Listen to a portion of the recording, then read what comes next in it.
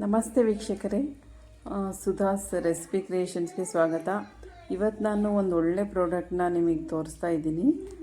ಸ್ವದೇಶಿ Disha Virgin coconut oil. ಇದ್ರ ಬಗ್ಗೆ ಎಲ್ಲರೂ ಕೇಳೇ ಇರ್ತೀರ. ಕೇರಾಮೃತ ಅಂದರೆ ನಿಮಗೆ ಗೊತ್ತಾಗ್ಬೋದು. ಕೇರಾಮೃತ ವರ್ಜಿನ್ ಕೋಕೋನಟ್ ಆಯಿಲ್ ಅವರ ಎಲ್ಲ ಪ್ರಾಡಕ್ಟ್ನು ನನ್ನ ಕಡೆ ಸಿಗುತ್ತೆ. ಯಾರಿಗೆಲ್ಲ ಬೇಕೋ ಸ್ಕ್ರೀನ್ ಮೇಲಿರೋ ನಂಬರ್ಗೆ ಕಾಲ್ ಮಾಡಿ ನೀವು ಬೈ ಮಾಡ್ಕೋಬೋದು ಅಂತ ಹೇಳ್ತೀನಿ.